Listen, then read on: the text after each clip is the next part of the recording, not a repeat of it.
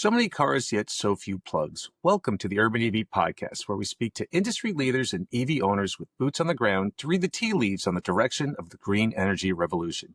I'm your host, Rob Hoffman. And I'm Scott Murphy. Joining us today is Joseph Nagle, Head of Corporate Strategy at Pando Electric. With a deep background in clean energy and EV infrastructure, Joseph plays a key role in shaping Pando's mission to make home charging more affordable, accessible, and scalable. His expertise lies at the intersection of strategy and technology, helping drive solutions that simplify EV adoption.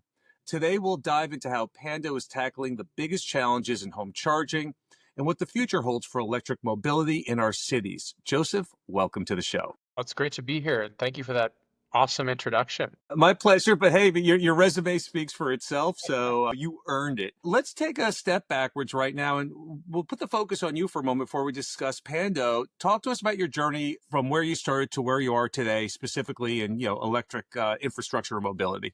Yeah, it's a little bit long. I'll try to cut it down short. I've been in the industry now for 10 years. So I've got a long list of companies I've been working for over that time. So I started in 2015. I left Microsoft to join a small startup. I was the first hire there called EverCharge. EverCharge, we were trying to solve EV charging for multifamily housing. Obviously, that did not happen because I'm still trying to solve that problem. But we did find a really nice home for that product in the fleet market. And then in 2022, we were acquired by SK Group. That allowed me to kind of branch out and find another outlet to kind of really solve, again, for multifamily charging. I joined a company called Orange Charger. I worked there for 2 years in various roles. I am an investor there. Found Pando after I had left Orange, and honestly, the light bulb in my head went off, and I was like, oh my gosh, like this is what every property owner has been asking for. They just weren't able to really articulate exactly what they needed, but they were like, I just want something that kind of just works and I don't have to worry about it anymore. And I don't want the complaints. I don't want anything. I just want it's on the wall. People are happy and they leave me alone. There are a lot of charging solutions out there. What differentiates Pando from basically your competitors? So we are the only high power level 2 socket based EV charger that's also very affordable. So our product is only $600. And then the way we install it cuts out about 70% of the installation costs. And then on top of that, because it's just an outlet, there's no maintenance. So I ask people all the time, how often are you maintaining your outlets today? Nobody says, oh, I do it every, 4, 5. No, I never maintain them. Like they just work. And that's kind of the same principle that we're operating under at Pando. The outlet just sits there and it's ready to be used. And when it's used, it just works. So what's your secret sauce? How do you manage what kind of tech is going into here that you've managed to basically cut costs and essentially turn this into a seamless solution? First of all, it's just the simplicity of an outlet straight away, like is one of the bigger keys. Like the fact that we are using a NEMA 1450 outlet, that's not a proprietary plug type. NEMA standards have been around for 100 years. Nobody else is using this. So number one, it's the only universal socket that is on the market, meaning that every single EV today makes a mobile charging adapter that can go into a NEMA 1450 and it'll give you the level 2 charge, that full power level 2 charge that everybody wants.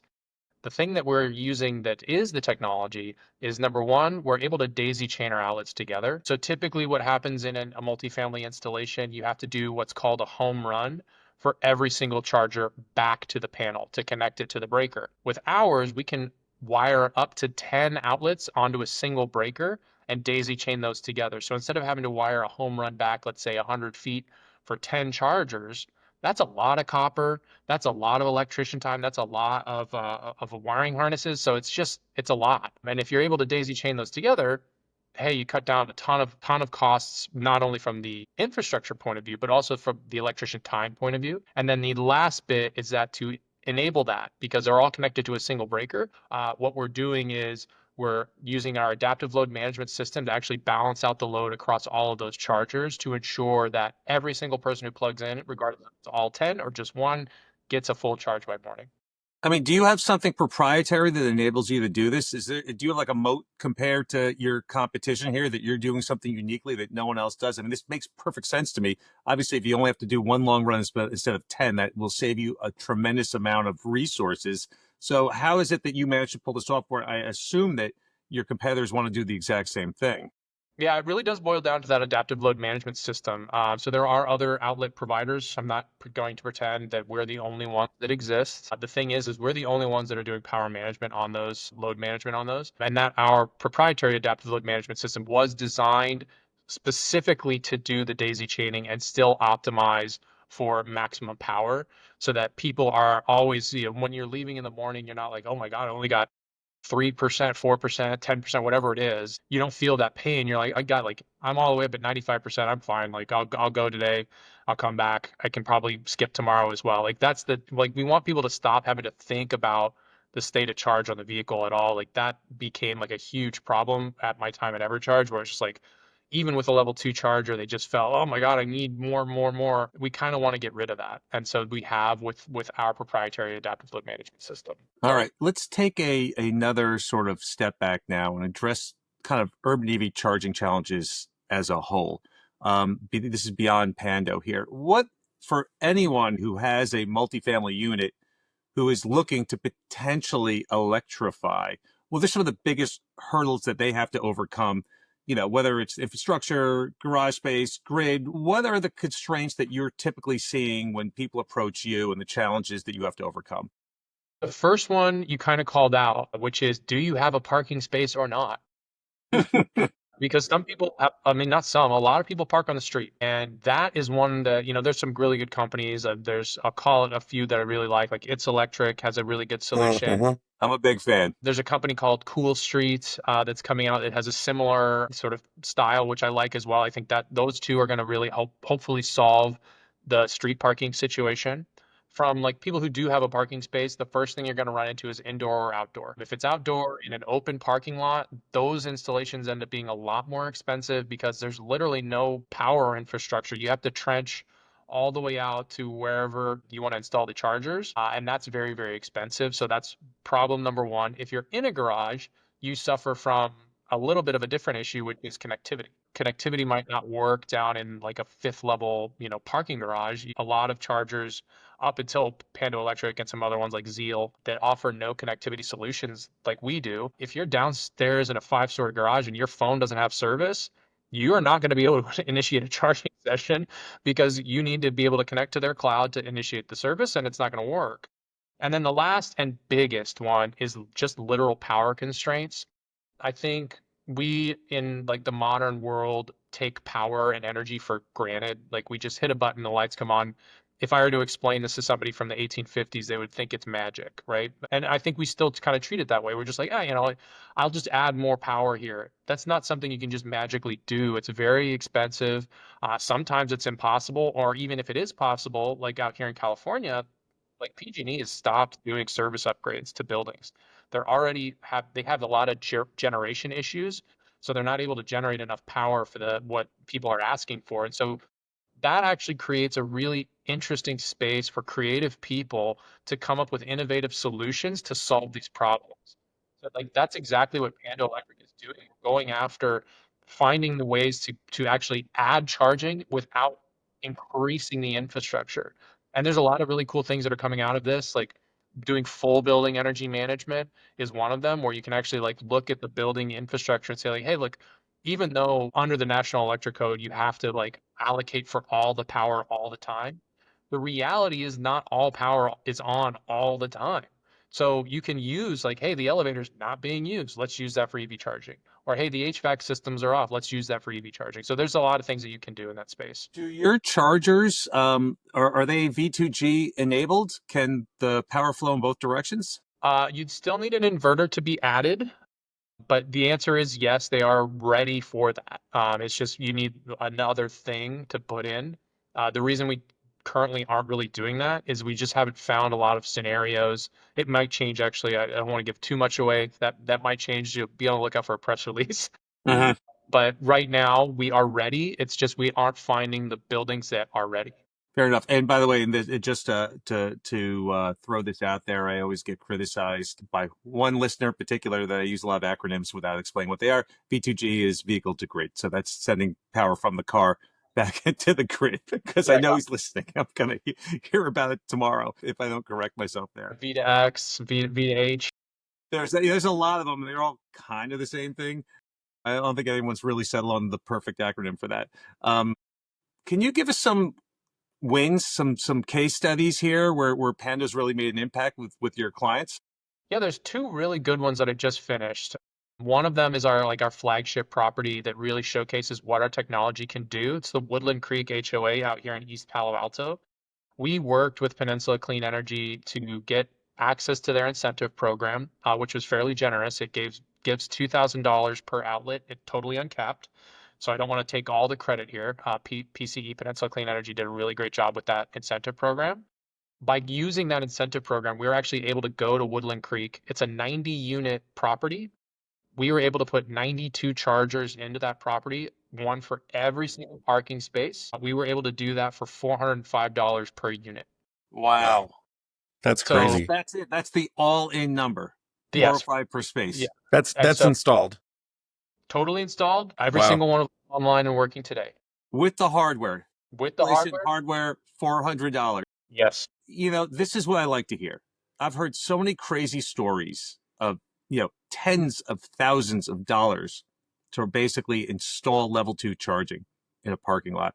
And this is just kind of amazing here that through scaling and technology that we've made this thing like it's almost free, right? It's like, how could you not Well, in install this? California, in California, it's almost free. Well, I think that's the big thing, right? It's the incentives, Yeah. right? That's what really Yeah. helps. If you take away those incentives, what's the number going to be? I mean, it's going to be 2000 plus the 405. So it's 2,400, yeah. which is But still I mean, reasonable. 2,400 that's still unbelievably cost effective for what you're achieving. Me, if I was a homeowner or even a multifamily dwelling owner, I wouldn't balk at that cost at all, especially to be able to add this benefit, and I'm cutting ahead of Rob a little bit here because I'm super intrigued by the dynamic load balancing. Like, you're in one breaker, what's the minimum amperage required to install, let's say, 10 chargers? And then how does that affect charging overnight? Minimum would probably be 50 on 10. And the way we do that in that scenario, so there's a lot of different scenarios that you kind of have to balance out there. But in that particular scenario, we set it on a timer because we want to maximize output. So that's the other reason why we went with a 9.6 kW output. So we're actually on the higher end of level 2. Yeah, for sure. Yeah, so we really want to crank up the power there to fill up the vehicle faster so that we can roll through as many as we can instead of saying, I'm going to split 50 amps across 10 chargers. Like, That that was isn't my going to. question. I was like, that math doesn't add up. You got 50 amps, you got 50 amps, but cascading, that's brilliant. That's super smart. Yeah, and to circle us back to the Woodland Creek project, on that property, we didn't add any extra infrastructure there, so that was all like done within what was available. That's an old building too. We did that, and typically this is what we always do is groups of 5 or less. We'll go up to 10 in a building that's just like, we have no extra energy, there's no other ability, but we need charging, we really need this. That's when we'll do that setup. More commonly, we'll do 5 per grouping. And then that way you can do an either or, right? You can balance out the load. So you share, the 50 amps across 5 chargers, which isn't terrible. Commonly still not great. Or what we do it and what we are doing on that project is we're just saying, okay, we'll put you on 4-hour timers each. The time it takes to get from 20% to 80%, which happens Yeah, to of be the course. happy spot for batteries, takes 4 hours. And so we can go 4 hour, 4 hour, 4 hour, 4 hour for 5 chargers. Everybody's going to get more or less like maximized out because nobody's coming back at zero. Like, we have that data now where it's like most of the Yeah. people, it's No, like no, never. 50%. I'm like, I don't want to risk it. 50% I'll charge up. Who cares? Just the last point I make, because he brought it up and it's really important, is that a lot of people on that property don't have EVs yet. There's a few people on that property who are, they hate EVs, right? This guy has a big truck. He doesn't want an EV charger. The reason he put one in and the reason he agreed wasn't just because of how affordable it was because he understood that it increased the value of the property. Value. And he was Property like, "Oh, value. well, I would be a fool to turn this down because the $400 equated to over $10,000 additional property value." So he was like, "That's an easy trade." Do you find that the developers and the property managers are seeing this value as well? Have we hit that point now where you feel like if you're building out a condo, like, hey, if I don't put this in and the one down the block does, I'm going to lose out to them? Is that actually happening? Finally, yes. So there's an organization called the National Multifamily Housing Council. They host various events about around the year. One of them is called OpTech. They typically talk about property technology. That particular conference I've been going to for many years. And when I first started at EverCharge, we were going, and it was always like, oh yeah, you can add EV charging. It's a nice to have, especially at like a luxury property. You want to add that because you're going to have one or two Tesla owners there. Now it's the conversation has completely changed into it's not a nice to have. You will lose renters if you don't have this. And now, especially in California, you are really going to lose renters if you don't have this because they're just not going to consider it because once you have charging at home, you're not going to go back. And the light bulb will go off for every EV driver when you have charging at home. You're like, oh, this is why people are always like, this is the best solution possible because you don't have to go around looking for a public charging station. You're just like, I plug in like my phone at home, and in the morning it's ready to go. It's great.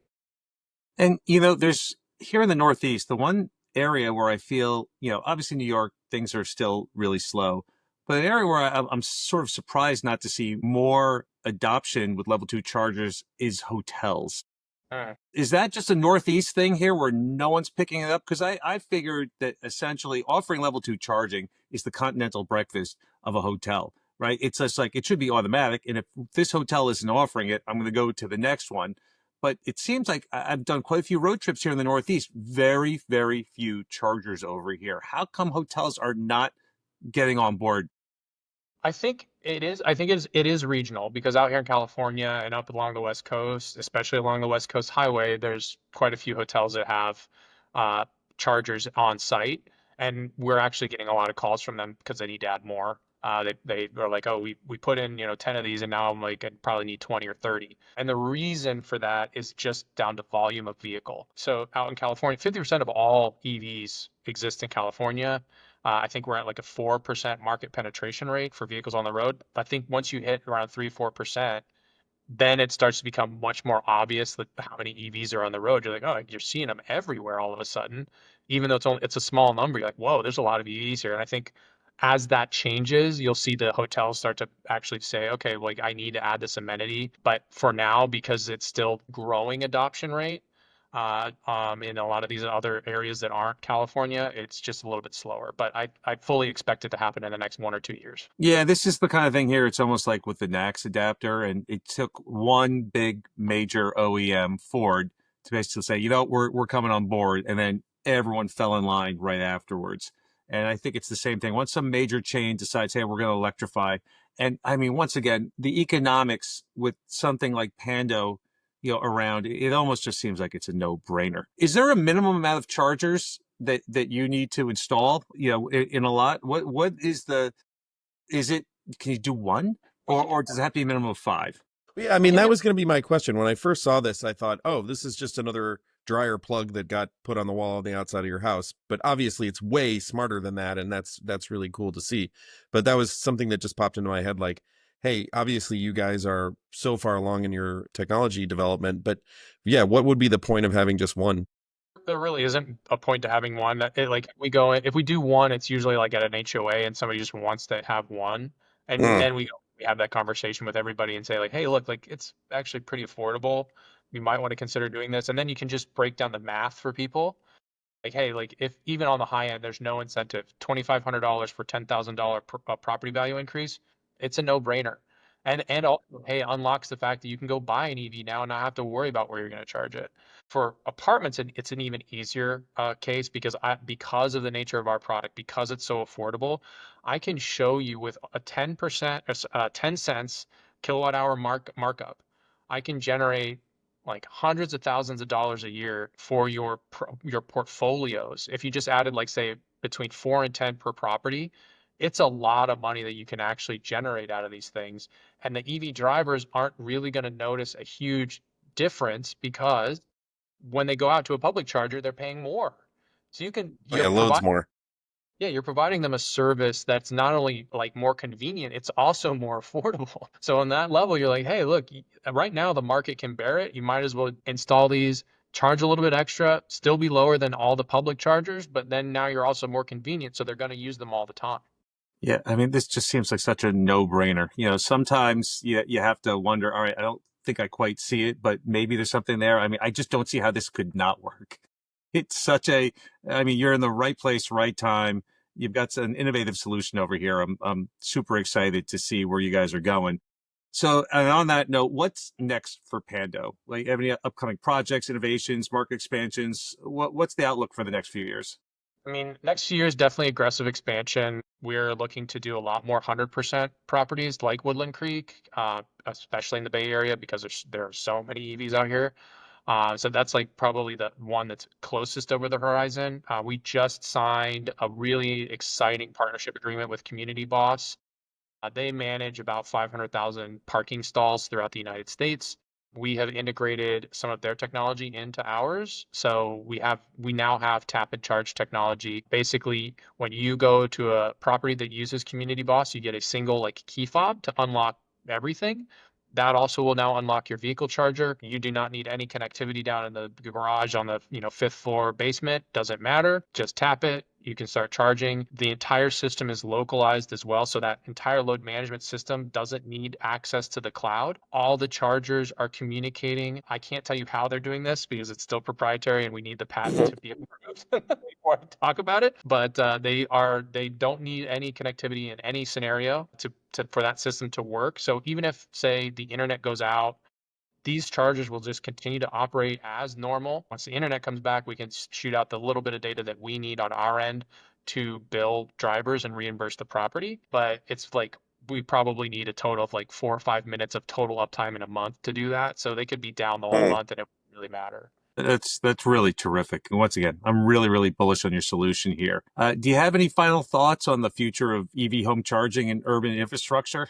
Yes, I do. I think the thing that I've been really pushing a lot to multifamily properties is the immense opportunity that's in front of them. Because a lot of them operate these very large complexes now, they're basically small towns. So if you put solar on the roof, batteries in the garage, and then you have EV charging for your like more or less dedicated loads, you've basically become a de facto utility yourself. You can buy power from the grid when it's very cheap during the middle of the day if you want it. You can generate your own with the solar. You could then resell that electricity to your residents at the same utility rate that they're already paying, but your cost delta is huge because you got it for like 2 or 3 cents, or you've generated it yourself for free, and then you're going to charge 25, 30 cents per kilowatt hour. If you do that over the course of a year, you're going to make a lot of money. And so really, I think I think Greystar already kind of knows that. I see them already moving in that direction. A lot of the property owners are going to start to move in that direction as well. And then you're going to start to see that vehicle to grid stuff start to play a role because we did a calculation in Los Angeles. There are today currently just in LA, I think over 2 gigawatts of energy just driving around on the roads. That's a nuclear power plant. Yeah, yeah, yeah. You can imagine what you could do if those cars could backfeed into the grid, only even just 5%. And so you're looking at a state that typically I live here and we have rolling blackouts occasionally. That's going to disappear. That's going to totally disappear with V2G technology. So there's a lot of really, really exciting things that are like just around the corner. Incredible. Incredible. You really got me excited. I mean that legitimately. I mean, the way you paint this picture here, it all makes sense. And I can just see this is going to be reality in the next 5 to 10 years. This is going to be the standard. There's just no way around it. I don't see how we could go in any other direction. It doesn't matter how hostile the current administration is. It just makes sense on so many different levels. Well, and I think too, just that there's no large infrastructure play here. You get a regular home electrician to come and install this, and even if you just have two, like it makes total sense. I agree. And I'll say something about the current administration. They've had an opportunity once before and now again to kill off EVs, and they're going to fail on both times. Yeah, there's And no question about it. Yeah. it's these reasons here. It's not a free government handout. It's a better solution to build a more robust grid and a more robust transportation sector at the same time. So it's just dollars and cents. Yep, and that's what speaks to this administration for sure. And eventually, no matter how much they have their head in the sand, they're going to listen. Joseph, thank you for being on the show. Where can the listeners learn more about Pando Electric? Yeah, you can follow me, on Instagram or TikTok. We also have a LinkedIn page as well. Or the best place to get any information is directly from our website, pandoelectric.com. You can fill out the form and get in contact with us right away, and we'll come out and hopefully solve all of your EV charging needs. Wonderful. Once again, thank you so much for being on the show. It's been really great diving into Pando Electric's mission and the future of home charging. Your insights making EV charging more accessible, especially in the urban settings, are really crucial for so many drivers who are ready and willing to make the switch to EVs. You guys are really doing your part here, and that's really admirable. We'll be sure to keep an eye on Pando's innovations, and we really would love to have you back as the industry evolves. I'm sure you're going to have more stuff to share, and I'd love to hear more about that patent when it's ready to be made public. A reminder for all you listeners that you can find us on LinkedIn or your social media platform of choice. Don't forget to subscribe, like, and share with your friends and colleagues. Your review or feedback is always appreciated. The road to sustainability starts at the plug, and that's why we're here. We will see you all next week on a new episode of the Urban EV Podcast.